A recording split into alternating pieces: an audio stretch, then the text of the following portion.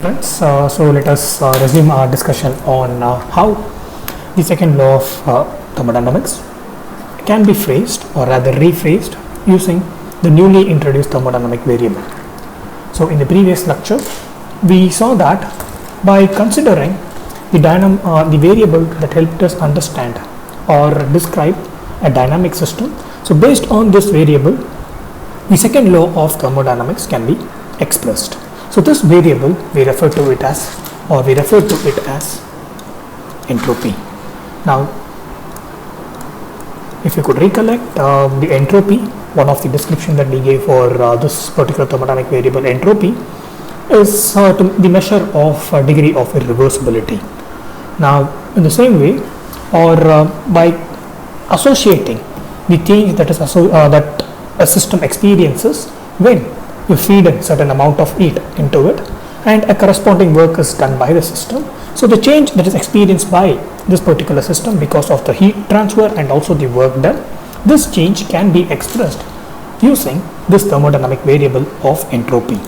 And in case of the reversible process, because all the changes that is experienced by the system for a given heat input is reversed by the subsequent heat removal, the overall change in the entropy is zero. So this constitutes one of the form of the second law of thermodynamics. So entropy, we used it to describe, or it can be used to describe the changes that is occurring in the system, and in case of a reversible process, since all the changes are reversed, the overall change of entropy during a reversible process is zero. So this is the overall change in the entropy during the reversible process is zero. That is one form of the second law of thermodynamics. Now we saw in the previous lecture that it is also possible for us to introduce an irreversible change to such a system that is experiencing both heat input, work done, heat output, and also a reverse of the work done. When you have such a system, and if you want to introduce an irreversible change to it, then what you need to do is you need to upset this balance. So in case of the reversible process, this overall change in the entropy or no change in the entropy during a reversible process is ensured by this balance here, that is the heat input at the corresponding temperature is equal to that of the heat output at that corresponding temperature. And when you write it this in the form of an expression, then you end up with an expression something like this. So whatever changes that is brought out by or introduced by the heat input, it's rather reversed by that of the output, and that is what that is how we characterize the reversible reaction. And we saw that when we upset this balance, when we compromise this balance, then a reversible change is introduced into the system, and the way to compromise this balance is rather by increasing or by rather disturbing this term here by these additional terms. So Q bar is an additional term that rather disturbs this balance. So because of this disturbance to the balance, we have this overall expression is no longer equal to zero, and this is what we refer to this expression as a resemblance to entropy, and this term here as a resemblance to entropy, and this term is what disturbs the balance and brings about the irreversible change to the system, and therefore we refer to this as DSIR, which is irreversible change to the entropy. So this irreversible change needs to be positive in order to disrupt this balance here, and therefore whenever you have an irreversible process, then the corresponding change in the entropy should be positive. So whenever in order to have an irreversible process, this expression needs to be disturbed, or this balance here needs to be disturbed, and in order to disturb this balance, you need to have a positive term of this form, and this positive term of this form resembles the expression for entropy. So therefore the change in the entropy in order to bring about an irreversible change to a system should be positive. And so the second law of thermodynamics based on entropy is or can be stated as, for an irreversible process, the corresponding change in the entropy should be greater than zero. It should always be positive. So this particular form of the second law of thermodynamics. So again, when you consider the overall change, then the ds will be replaced by delta S. So the overall change in the entropy during irreversible process is always greater than zero. It is positive, and it is while the system is progressing towards an unstable state to a stable state, from a non-equilibrium state to an equilibrium state. This irreversible entropy, it keeps on increasing. The associated entropy, the corresponding entropy keeps on increasing. It is the increase in this entropy that propels the shift of the system from an unstable state to a stable state. When there is no longer the possibility of further increasing the entropy, then the system stops, meaning the system then reaches its stable state. So essentially, this particular form of the second law of thermodynamics helps us understand a dynamic system that is progressing towards a new stable state.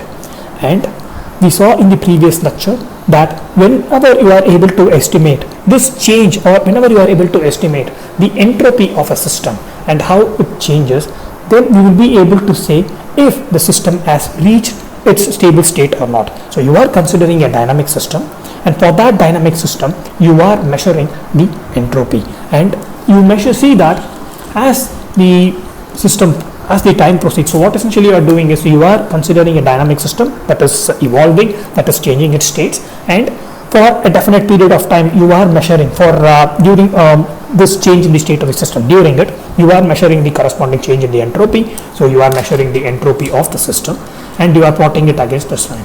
So essentially the entropy reaches at certain point and then becomes constant. So it keeps on increasing to a certain point and becomes constant. And now the region where, or the spot, or the time at which this entropy has reached the constant value is what, or is when the overall transition from the unstable state to a stable state has occurred.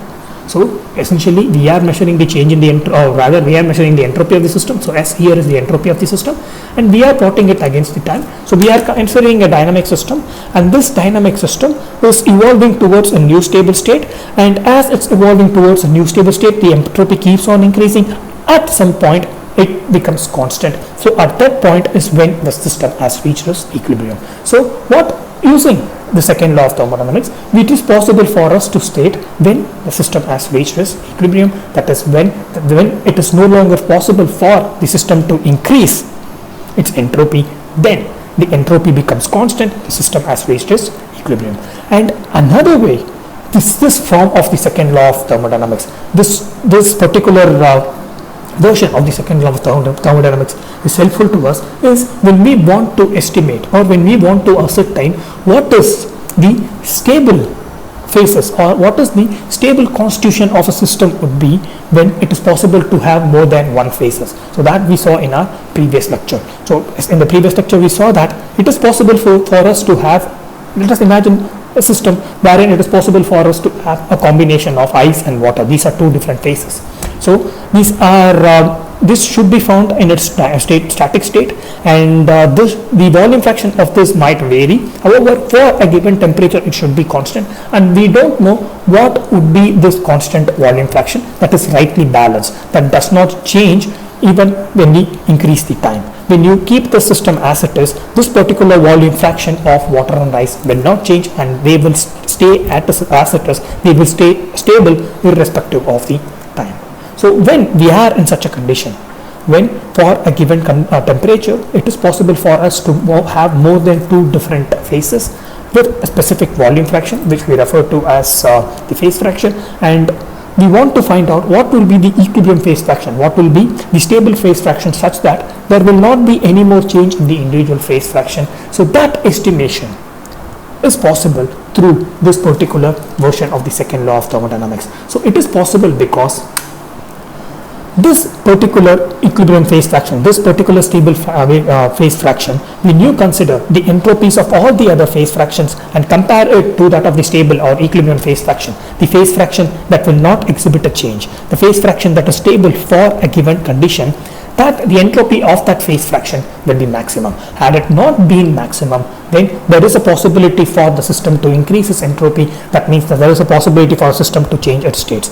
So when you have such a condition wherein there is a possibility of having a combination of two or more phases for a given temperature, then what we need to find out, in order to find out what will be the equilibrium phase fraction wherein there won't be any more phase transformation occurring, wherein there won't be any more changes occurring, one way of doing that, one way of identifying it is by calculating the entropy for all the different possibilities of the phase fraction. So yesterday we considered water and ice. For all the different possibility of phase fraction, we have to calculate the corresponding entropy, and wherever we reach the maximum value is where we will have our equilibrium phase fraction or stable phase fraction. So this equilibrium phase fraction is the one with maximum amount or maximum entropy, because when your system reaches that particular phase fraction, there is no longer any driving force to change it. There is no longer any provision for the system to further increase its entropy and move to a further state, for further stable state. So these are two versions of the second law of thermodynamics based on entropy. So for one for the reversible process, the other for the irreversible process. And another rather a straightforward statement that can be made for a static system based on the entropy is that once your system reaches a stable state, there is no longer any change in the entropy. So once your system reaches a stable state, there is no longer any change in the entropy. So if you consider holistically, there is only two possibilities for the entropies to change. So this, not confined to material science, not confined to machine world, it's confined to the whole universe. So there is only two ways the entropy can change when you consider a spontaneous process. One, it can be there can be no change, it can be equal to zero. The change in the entropy can be equal to zero, or there can be no change in the entropy. So it means either the process that you are observing is reversible or the system is in its stable state. Secondly, there is a possibility of entropy increasing. So this means the system is experiencing a spontaneous change. The system is moving from an unstable state to a stable state. So this is the second law of thermodynamics, or it is the critical way of expressing, the most critical way, the most important way or vital way of expressing the second law of thermodynamics. Now that we have understood what the second law of thermodynamics entails, particularly in relation to entropy, and how this generalized description here can be expressed to all the different fields that we study and also we experience. So this particular second law of thermodynamics, this particular version of the second law of thermodynamics can be rather applied to any number of systems. We will try to play around with it. We will try to stay with this particular concept, with this particular variable, and try to understand more. And also we will try to understand how it can further be related to that of the area or the aspect of the research that we are particularly interested in. So we have introduced a thermodynamic variable, and this thermodynamic variable has given us some sort of a generalized criteria for how a system should behave. Now we will stay with this particular thermodynamic variable and try to understand and gain more from it. So in order to do that, let us begin by relating the second law of thermodynamics to that of the first law of thermodynamics. So first law of thermodynamics, if you could recollect, it talks about the change in the state of the system. So you have a system that is present at a particular state and it moves to a different state, and this change in the state of the system is rather quantified by the change in its internal energy. Another thermodynamic variable is introduced. This change in the internal energy, because of the role of the heat input and also the work done by or on the system, is expressed using the first law of thermodynamics, wherein the change in the internal energy delta U is the sum of heat transfer and the work done. So again, the reason we consider the sum of and introduce the negative sign is because of the convention. So essentially, the work done, the combination of work done and work done and heat transfer, the combination of work done and heat transfer, it changes the state of the system, and this state of the system is being expressed using the internal energy, and that forms or that constitutes the first law of thermodynamics. Now, in case or the way this can be related to that of the second law of thermodynamics is by considering our expression for the entropy, which involves the heat transfer. So in the second law of thermodynamics, we describe the heat transfer delta S as the change that is introduced by the system or introduced into the system through the heat transfer at a specific temperature. So this is the description we generally used to express the entropy or the change in the entropy. Now with this expression, we will be able to replace the heat transfer term in the first law of thermodynamics with T ds, where T is the temperature and ds is the change in the entropy. So we are attempting to relate or combine both the first law of thermodynamics and the second law of thermodynamics. We are attempting to relate the change in the state of the system and how the change occurs or what governs the change. First law of thermodynamics talks about or describes the change in the state of the system. Second law of thermodynamics brings about a variable that talks about the way in which the change occurs, the direction in which the change occurs. So therefore, this term here, the heat transfer, we try to relate it to that of the known description of the entropy. Therefore, we end up with this expression here. Again, if you could recollect, we are using different prefactors or different ways to distinguish, or we are using the change in the heat transfer and the work done.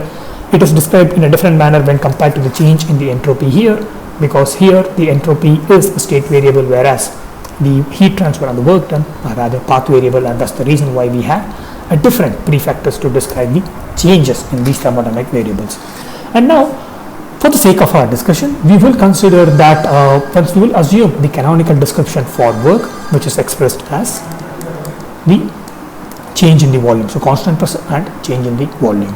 So when you introduce these two terms here, you end up with this expression delta U is TdS minus TdV. So canonical description for the work done, and we have replaced from the description of the entropy, we have replaced the heat transfer term. So this expression, we arrive at this expression for the change in the internal energy, and this expression essentially it relates to that of the first law of thermodynamics. Now what we essentially have is this change in the internal energy is now dependent on two variables. This change in the internal energy is now dependent on two state variables, that is entropy and volume.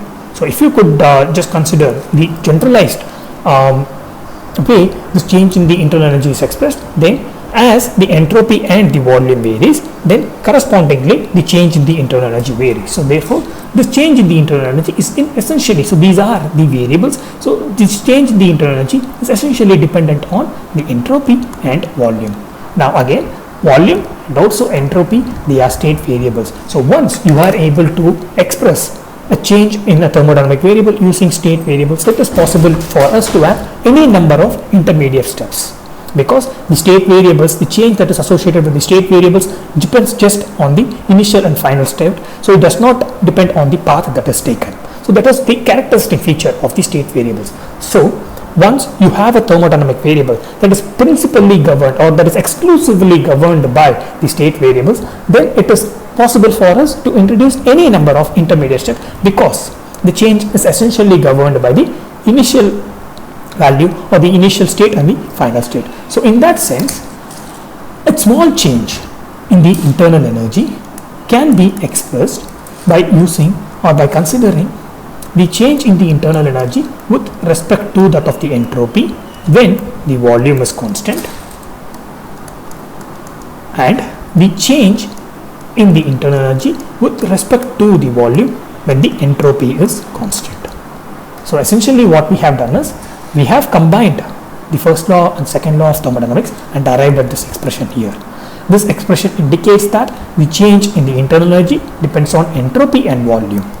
Since entropy, volume and also the internal energy are the state variables, we are able to express this internal energy in this form, wherein we have considered the change in the internal energy because of the entropy and the change in the internal energy because of the volume when the alternate variables, that is volume and entropy, are constant. Now let us try to relate these two expressions here, the expression 1 and expression 2. When we try to relate these two expressions, so we have on the left hand side of the expression we have similar terms, that is the change in the internal energy. On the right hand side, what we essentially have is we have the ds term here and we have the similar ds term here, we have the dv term here and we have the dv term here. So in this case what this should mean is that these two terms, that is T and this term here, should be equal. So let us write that down. So T, that is temperature, is then equal to that of the change in the internal energy as the entropy changes. So what essentially we have done is we have arrived at an expression that relates a thermodynamic variable to a variable that can be measured. So entropy, even though it helps us talk about, or it helps us understand the way a dynamic system progresses, even though the entropy helps us understand what would be the stable state and how the stable state is arrived, even though all these can be understood by or from the entropy, it is rather quite difficult for us to assess it. It is rather quite difficult for us to understand it or quantify it or to measure it. Now what essentially this relation does is, this relation, it relates two thermodynamic variables and ultimately yields a measurable variable. So this expression, it relates the internal energy and entropy, the thermodynamic variables that we introduce, and it relates to a physical variable that we can measure. So this is something that is key to our study of thermodynamics, that is, it is not purely theoretical, and even though we start from a theoretical standpoint, ultimately we are able to relate it to a physical variable that is measurable.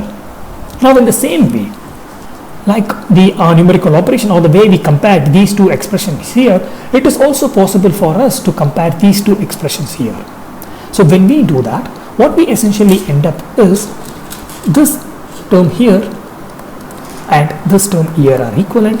So that means, and we need to remember that there is a positive sign here, then there is a negative sign here. So therefore the pressure is nothing but minus of the change in the internal energy when there is a change in the volume, with respect to the change in the volume. Of course, this is again due at constant entropy and this is at constant volume. So whenever the entropy is constant, this you can use, or you can express, or from the pressure you can understand that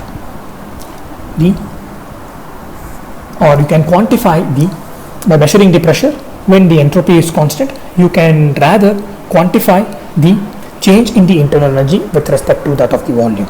And on the other hand, when the volume is constant, you can quantify the change in the internal energy with respect to that of the entropy.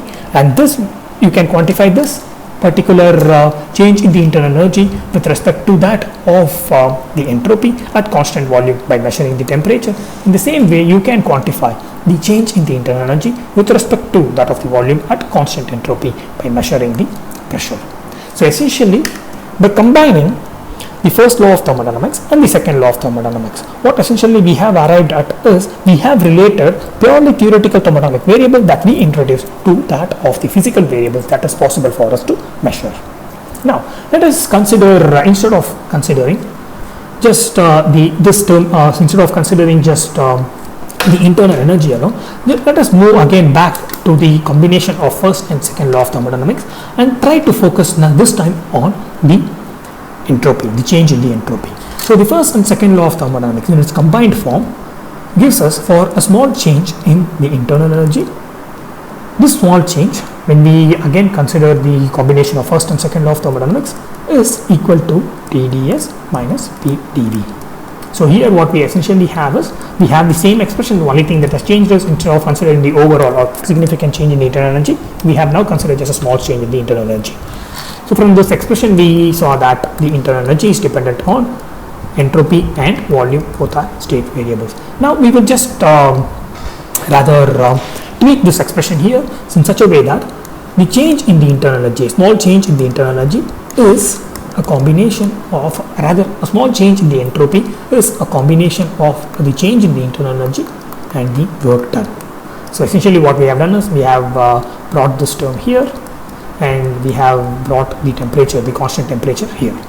So in this case we now have an expression that is change in the entropy is the combination of the change in the internal energy and the work done. And of course we should not forget the 1 by T term here. Now in this case, so this again is the product of the combination of the first law of thermodynamics and the second law of thermodynamics. We are able to arrive at this expression by combining the first law and the second law of thermodynamics. Now this term, it means that, similar to the one we have here, the generalized way of considering this term is that the entropy is now dependent on the internal energy and volume. The entropy here, which is on the left hand side of your expression, is dependent on the change in the internal energy and the change in the volume. So again, both are state variables including the entropy. So therefore we can consider any number of intermediate steps in order to describe this particular change in the entropy. So when you do that, the change in the entropy can be expressed as the change in the entropy because of the change in the internal energy at constant volume plus the change in the entropy because of the change in the volume at constant internal energy. So essentially, since the governing variables, the dynamic, the independent variables and the overall dependent variable, that is entropy and internal energy and volume, since all these are state variables, we are able to express the overall change in the internal energy in this format. Now we will do the same, perform the same numerical operation that we performed in our previous derivation. So which is, we will compare this two expression here. So this expression here and this expression here, we will compare it. And if you could notice, we have that these terms here are rather the same. So the term on the left hand side of your expression is the same, and there are terms on the right hand side which are also the same. So that means this term here is equal to that of this term here. So essentially, the change in the entropy with respect to that of the change in the internal energy at the constant volume is nothing but the reciprocal of the temperature. In the same way, this term here is equal to that of the combination of P and T. So again, we should not discard, or we should not forget the 1 by T term that is here. So therefore, when you compare these two expressions that are say 3 and 4, when you compare these two expressions, and it means these two terms are equal, that is the change in the entropy with respect to that of the change with respect to the change in volume at constant internal energy is equal to the ratio of pressure and temperature. So again, what we have essentially done is, we have considered the combination of first law of thermodynamics and the second law of thermodynamics, and from this combination we have considered the change in the internal energy and change in the entropy, and we found what are the variables that govern the change in the internal energy and the change in the entropy for this combined first and second law of thermodynamics. And once we are able to do that and identified that all these variables are state variables, then we broke down this overall change into smaller intermediate steps, and by comparing the overall change to the change that is introduced by the smaller intermediate steps, we were able to relate the entropy and internal energy and also the change in the volume to that of the measurable variables. So by doing that, we have arrived at say 4 different expressions that relates entropy, internal energy, volume to that of the measurable variables. Here we have 2 and here we have another 2. So these are certain expressions that help us understand, or that help us relate the thermodynamic, purely theoretical thermodynamic variable to that of the physical variables that we feel and that we are able to measure. Now we will spend some more time on again the theoretical aspects. Again we will try to introduce certain concepts that help us understand, that help us study a given dynamic state of the material, a given system in a manner or in a way that is approachable. So whenever, so in the previous, when we considered the usefulness of the second law of thermodynamics based on the entropy, so we have rephrased the second law of thermodynamics based on entropy, and when we consider this usefulness, so we have considered a couple of usefulness. One is to identify when the system has reached a stable state, or if there is a possibility of system reaching a new stable state. So that we thought to be one of the advantage of understanding or considering entropy in the framework of the second law of thermodynamics. So we saw that there are 2 different advantages of considering or measuring the entropy or considering the second law of thermodynamics based on entropy. One, it is able to understand our direction of a given spontaneous process, a direction of a given dynamic system. If a given dynamic system has a possibility of increasing its entropy, then the system will spontaneously change a state. If not, the system will stay in a state. So that is one version of the second law of thermodynamics based on entropy. And whenever we have different combination of phases, the stable or equilibrium phase fraction is the one which has maximum entropy. So these are the 2 critical advantages, or we saw that these are to be the 2 critical advantages of the second law of thermodynamics based on the entropy. Now the difficulty with that is both these are explicitly associated with the measuring of entropy.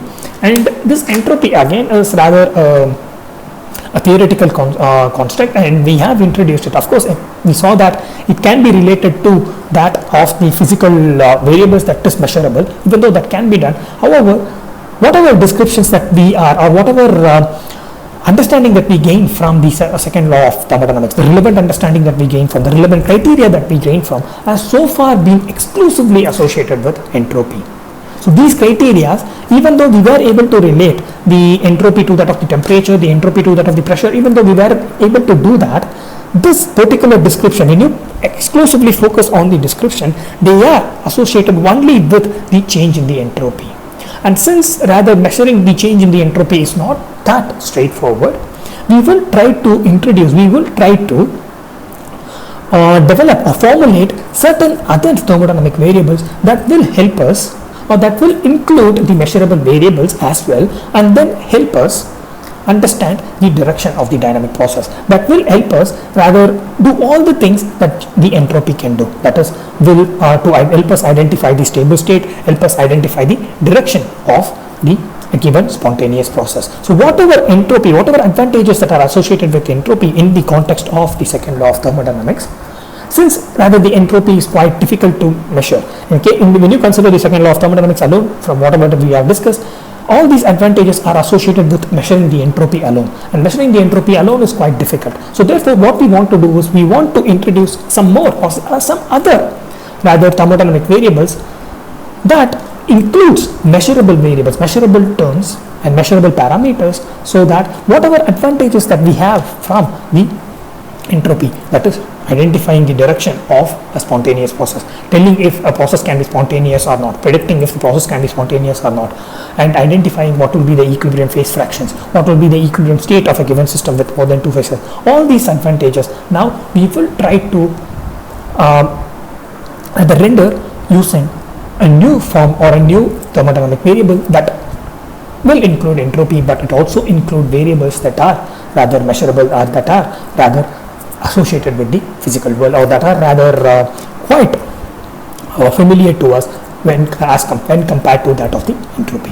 So in order to do that, let us begin our discussion with the known criteria for the irreversible change. That is, the overall change in the entropy should be positive, and for a spontaneous process to occur, this overall change in the entropy should increase. Now, when you consider a system, and so if you could recollect, during in the introduction to our course, we saw that the entire universe can be separated into a system and a surrounding. So whenever you consider a system, what you are essentially doing is you are considering a portion of this universe and ignoring the rest, or treating the rest as the surrounding. So essentially what we can do is the overall change in the entropy can be separated into the total. The overall change in the entropy can be separated into the change of the entropy to that of the system and the change in the entropy to that of the surroundings. So whenever you are considering a system, what essentially you are doing is you are distinguishing it from that of the surroundings. And when you consider the entire universe, then it comprises of, so this is assuming it to be the entire universe, it comprises of systems and surroundings. And the overall change or the entropy change, the overall entropy change, if you consider, then it should we can express it as the combination of the entropy change that is associated with the system and the entropy change that is associated with the surrounding. Now, I guess you might need some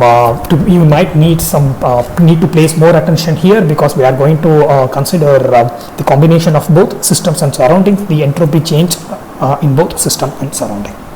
Now, our discussion is largely associated with the irreversible process.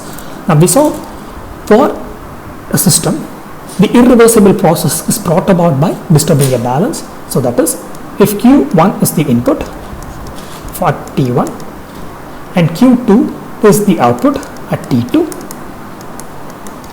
this balance, they need to be equal. So Q1 by T1 plus minus of Q2 by T2 should be equal to 0. So this indicates a reversible reaction, and when you want to have an irreversible reaction, then this should be disturbed by an additional change in the entropy. So this is the additional change in the entropy, or this is the irreversible change in the entropy that brings about an irreversibility to the system. So this in black, what we have is, we have introduced or we have described an irreversible change in the system, and this term here, it dictates the irreversible entropy in the system. Now let us focus on the surroundings. So essentially what this expression here dictates is this, or what this expression talks about is, you have a system, you feed in a heat of Q1 and you remove from the system a heat Q2. So this is the system here. Now if you consider surrounding, then this whole process is reversed. Let me write the surrounding in green. Now the whole process is reversed. So in case of the surrounding, what you have is, you are feeding in the heat, that is Q2 by T2. This is you are feeding in the heat, that is Q2. So we are talking in terms of the surrounding here. So we are talking in terms of surrounding. So the surrounding is nothing but, so whatever happens to the surrounding is nothing but the reversal of what has happened to the system. So in the system we are feeding in Q1 heat and we are removing Q2 heat. Therefore, when you consider the surrounding, what essentially you are doing is, you are removing Q2 heat and you are feeding in, or rather if you consider the system, you are feeding in Q1 heat and you are removing Q2 heat. Now if you consider the surroundings, you are feeding in Q2 heat and then you are removing Q1 heat. So again, think about it. So essentially we are now considering separating system and its surroundings. So in case of the system, the heat that enters into the system is Q1 and the heat that is removed is Q2. Now the heat that enters into the system enters from that of the surroundings. So that means the heat, when you talk about exclusively in terms of surroundings, then the heat that enters into the surrounding here is Q2. The heat that is removed is Q1. So therefore the balance for the reversible reaction from the perspective of the surroundings will be this. The balance of the reversible reaction from the perspective of surroundings will be this, that is Q2. So let me write it separately, that is Q2 by T2 plus minus of Q1 by T1. This should be equal to 0. So this is the balance of the reversible reaction from the perspective of the surrounding. Now even though these are reversed, the transfer of heat, the amount of heat that is transferred, the amount of heat that is introduced into the surrounding, and the amount of heat that is removed from the surrounding, when you want to disturb this balance that brings about the reversible process, then again you need to add a specific amount of heat, or you need to bring about a specific amount of change that disturbs this equilibrium, that disturbs this reversibility. And irrespective of it, so this here you are considering surrounding. So irrespective of what you are considering, either system or surrounding, this term here that disturbs the reversible condition. So here is the reversible condition for the surrounding and here is the reversible condition for the system, irrespective of the reversible conditions for the system and surroundings. So for system and surrounding, the reversible conditions are rather reversed. So here you have Q1 Q2 and Q1 T1, Q2 T2 here, and this is reversed for the surrounding. So whatever happens to the system is rather reversed in surrounding. Irrespective of it, whatever is considered, whatever is happening in these terms, irrespective of that, if you consider the term that brings about the irreversibility to that of the system and surrounding, both these are rather positive, they are greater than 0, and they need to increase when you need to bring about, or you need to increase the irreversible change. So irrespective of what you consider, either you consider system or you consider surrounding, the entropy change that is associated with the irreversible process needs to be positive and needs to increase in order to bring about a positive change. So therefore, whenever you are considering the exclusively the irreversible change, both the change in the entropy of the system and change in the entropy of the surrounding should be greater than 0. So this reversal in the rules of heat transfer, it plays only a role when you are expressing the reversible change. When you are talking about the irreversible change, how to bring about this irreversible change and how this irreversible change is introduced for both system and surrounding, the entropy that brings about this irreversible change, that is the ratio of Q by T. This entropy that brings about this irreversible change, this entropy should be greater than 0 for both system and surrounding. So when you then consider the overall change in the entropy, so the overall change in the entropy comprises of the change in the entropy of the system plus the change in the entropy of the surrounding. Now we saw that the change in the entropy of the system should be greater than 0. So this comes from rather directly from the second law of thermodynamics. And in the previous discussion we saw that the same goes for the surrounding as well, that is for an irreversible process, the change in the entropy of the surrounding should also be greater than 0. So in that case, when you combine these two, the overall change in the entropy, which includes both the system and the surrounding, should be greater than 0 for an irreversible process. For an irreversible process, the overall change in the entropy that includes both system and surrounding should be greater than 0. The reason we need to consider is this particular overall change in the entropy and this particular criteria is because this will allow us to formulate or introduce a specific thermodynamic variable. Now what we essentially have is, we have seen that this criteria, even though this criteria stands that the entropy change should increase for a reversible change to occur, a reversible change to be experienced by the system, the entropy change, be it for the system or be it for the surrounding, it should increase. However, when you consider the heat transfer, the direction of the heat transfer, it is rather reversed. So there is a reversal when you compare system and surrounding, that is when you consider the direction of the heat transfer, it is reversed, and the same goes for the work done. So when you consider heat transfer, work done in all those conventions, so in that case there is a reversal of sign. However, as far as the criterion is concerned, or if we exclusively look into the criteria for the reversible process, it remains the same, that is both in system and surroundings, and thereby for the overall change in the entropy, the total change in the entropy should always increase in order to introduce or it will bring about a spontaneous change in the system. But apart from that, when you consider individually the convention, the heat transfer, the work done, the signs correspondingly vary, because here we have Q2 that is negative and Q2 in case of the surrounding it is positive, because the individual transfer of heat, the individual work done, the individual conversions, they might vary or they will vary, whereas the overall criteria for the irreversible process that stays. So the overall criteria of the irreversible process that is similar to or identical to the system and surrounding has led us to this expression here.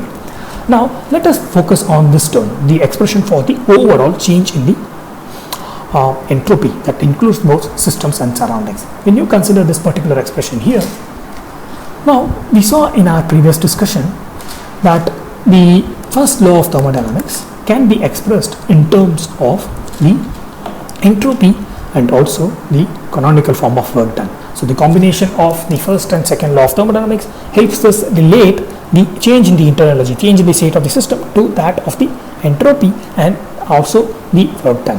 Now when you consider this overall change, so this can be expressed as T delta S or rather minus P delta V. So this is nothing but the combination of the first and second law of thermodynamics. Now let us assume that the change in the state of the system occurs at constant volume. So let us assume that the change in the state of the system occurs at constant volume. So in that case, this term here will be 0, and all you will be left with will be delta U, that is change in the internal energy of the system. Let us focus on the system, is equal to T delta S, again that is the change in the internal energy of the system. And in the same way we can express the change in the internal energy of the surrounding is equal to, for again constant volume, a change in the state of the system at constant volume is equal to T and the change in the state of the surrounding.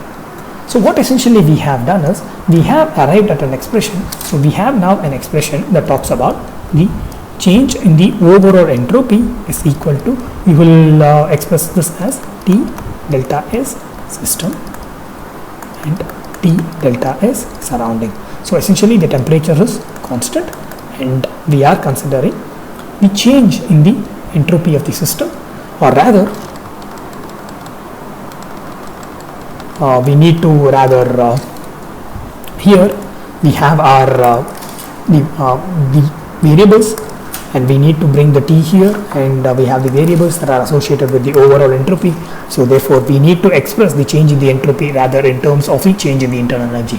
So let us keep the change in the entropy of the system as it is, and let us just try to rewrite the change in the entropy of the surrounding in this using the change in the internal energy. That is,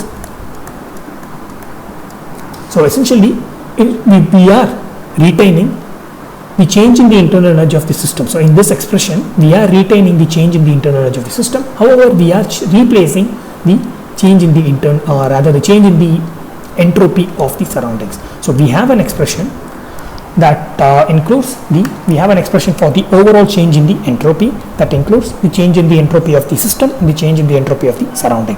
Now what we are doing is we are keeping or retaining the change in the entropy of the system as it is, and we are replacing the change in the entropy of the surrounding with the change in the entropy, or rather the change in the internal energy and temperature. So we are replacing the one that is in blue with this expression here. So this will be change in the internal energy of the surrounding to that of the temperature. So this is the ratio we have. Now essentially what we have done is we have considered, or we have began with an expression that talks about the overall change in the entropy, which includes system and surrounding, and now we have arrived at an expression wherein we have the change in the entropy of the system and related it to the change in the entropy of the surrounding, or rather change in the internal energy of the surrounding. You have your U here, we have replaced the change in the entropy of the surrounding to that with that of the change in the internal energy of the surrounding. So we have expressed the overall change in terms of overall change in the entropy in terms of entropy of the system and the internal energy of the surrounding. So with this I would like to wind the structure up. I understand that we are in the middle of derivation, but essentially what we have done is we have now understood that even though the terminology, or rather the convention associated with system and surroundings might vary, one key point of this derivation thus far is that even though the convention associated with system and surrounding gets reversed when you consider a specific variable, the overall criteria that dictates the second law of thermodynamics, that the criteria that dictates the direction of the dynamic process, it remains the same irrespective. So it remains the same for both system and surroundings. So therefore what we need to understand for this derivation, which we will be continuing in the next lecture, is that irrespective of what the system or what we consider system or the surrounding, the criteria remains the same. However, depending on what we consider, the convention would vary. If we consider, or if by convention the heat transfer assumes a positive value in system, it will assume a negative value in the surrounding. So with this I would like to wind this today's lecture up, and in the next lecture we will continue with this derivation. Goodbye.